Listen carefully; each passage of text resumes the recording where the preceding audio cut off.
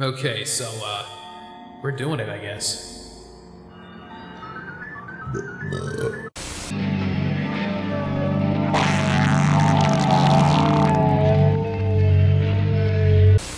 Welcome, one and all, to another episode of Undercooked Creepypasta, the show where I read and give my thoughts on creepypastas that I find unsavory. Today's episode is about a story by the name of Lost Toys, Toy Story's Forgotten Prequel. As always, there will be an archive link in the description so you can read along for yourself. Now, let's begin. I've been a Toy Story fan ever since I watched the Pixar shorts and trailers for the first movie. I thought the toys were funny. I got a kick out of watching Sarge and his comrades stumble across surfaces with their plates attached to their little green legs. I loved it all. When the second and third movies came out, I worked overtime to get tickets because I was that crazy about the movie. After Toy Story 3, I had stopped thinking about it and moved on. Well, I hope you haven't stuck around for Toy Story 4 because it's bad. It's not the worst movie. I'm not gonna say it's the worst movie, ever. It's visually stunning, but it's bad. What is a dog turd topped with whipped cream and ice cream sprinkles, am I right? Anyway, about a month after Toy Story 3 had moved onto DVD and Blu-ray, I went to buy a copy on the internet. After searching for 20 minutes, I found an advertisement for a box set with 4 movies. I couldn't remember a 4th movie, but I bought it anyway. I only paid $10 for the thing, so it didn't really matter to me. About a week later, I had received the DVDs in an unmarked package, with only the send address on a white sticker and one word written on the top of the box: Toys, in messy writing. I brought it inside and took a knife to the tape, and it came off easy as pie, and pulled out the movies. In the package was a DVD collection of Toy Story and its sequels, a black DVD case, and a old, musty Woody doll with its left hand chewed off. Yes, I'm saying instead of and on purpose. That's how it's written. I tossed the box, now only holding the doll, out on my porch. I popped the DVD in the black box into my DVD player, and I saw Andy running around with Buzz and Woody. He was laughing and playing in the yard, and I thought to myself, alright, I got an extra short. That's cool. And I sat down with a cup of instant ramen and began to watch the film all the way through. Andy was playing in his room with Buzz and Woody. Then, all of a sudden, he had stopped laughing, screamed for 1 second, then picked up Woody and Buzz without care. He then proceeded to walk toward his door. He opened the door and stepped into the hallway, walking past his sister Molly, who at the time was still an infant.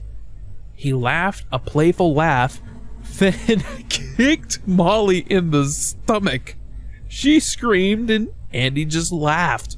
I'm laughing too, just because of the abruptness of this shit. It's supposed to be like shock value, but it just comes off as, I don't know. That's try hard. If you're depicting an infant being kicked, then that's too try hard. I'm sorry.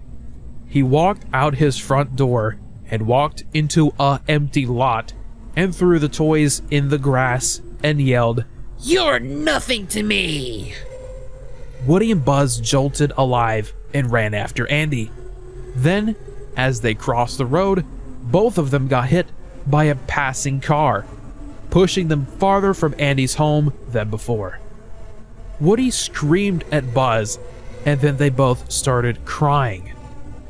Woody then pressed the purple button on Buzz's helmet, retracting the face shield. Then, in an instant, Woody pulled off his pull string and whipped it around Buzz's neck, deleting him in Minecraft. Then the screen faded to black, then only to fade into a video of a little boy looking in the grass of his yard to find Woody, laying there covered in dirt with his hand missing. The boy had took it home to give to his father, saying, "Daddy, can you fix it?" The father smiled, then took it to a small room with a computer. He threw the doll into a box and labeled the top "Toys." in messy writing. Wow. What a twist ending, am I right? I actually had to copy and paste this into LibreOffice because I wanted to highlight and comment on a couple things and make some notes of things that I wanted to point out. There are a few. First off, I'm going to be that guy and pick apart the grammar. I know. I come from a time of the internet where if you were to correct someone else's grammar on a forum like 4chan or something like that, they would point and laugh at you and call you a grammar Nazi. So it is what it is. I'm just going to go out there guns a-blazing and point out that this person, the writer, has a really nasty habit of using a instead of an before a word that starts with a vowel. You would only use a before a word that has like a consonant, like t, p, z, k, that sort of thing. But with vowels like, you know, a, e, I, o, u, you would use an, you know? But yeah, really nasty habit there. Another thing is the sentence, then all of a sudden he had stopped laughing, period. Screamed for 1 second, and then, you know, you get what I'm talking about. There was a period before beginning a whole new sentence, which is supposed to be part of the sentence that came before. But again, it's just grammar stuff, and it's just me being nitpicky, but, you know, it is what it is. Let's get into the real stuff here. There's a little bit of an inconsistency. There are two sentences here that sort of clash with each other. It's, I saw Andy running around with Buzz and Woody. He was laughing and playing in the yard. And then it picks up a paragraph later saying Andy was playing in his room with Buzz and Woody. There's a little bit of an inconsistency there.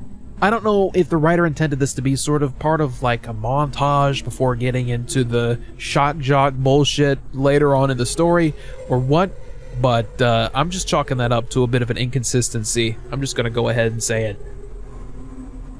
And then the part where and I have to laugh at this because it's so try-hard, where Andy kicks Molly. Andy, the infant kicker out here, punting his own sister.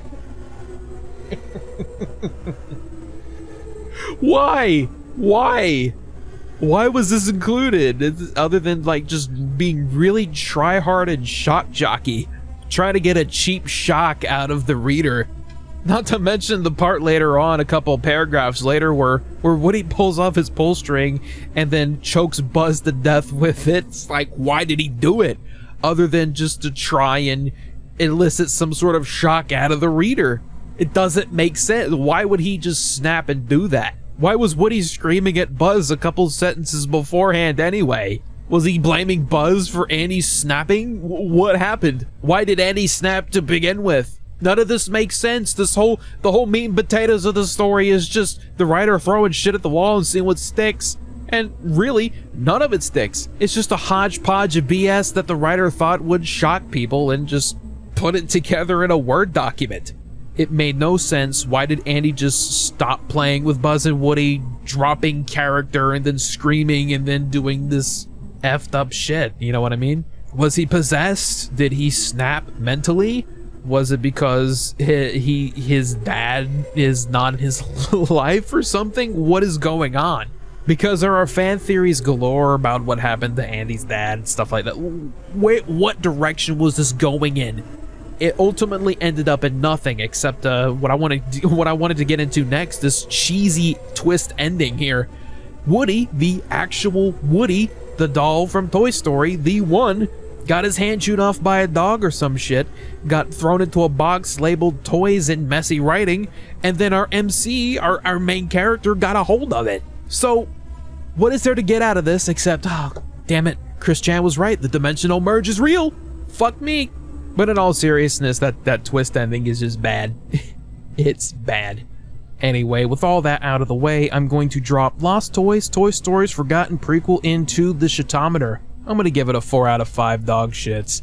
It's a short pasta with messy, cheap, and random shock tactics that went ultimately nowhere whatsoever, with a very cheesy twist ending to put a disappointing capper on this shit story. And not to mention, it has not the worst grammar, but not the best either. If it were just fleshed out more and given a more proper ending, I think this would have been a bit more of an effective pasta already. But that's just my opinion. And that was Undercooked Creepypasta, Lost Toys, Toy Story's Forgotten Prequel. I hope you all enjoyed. Please leave your thoughts down below, like this video, and share with your friends, and I will see you all next time.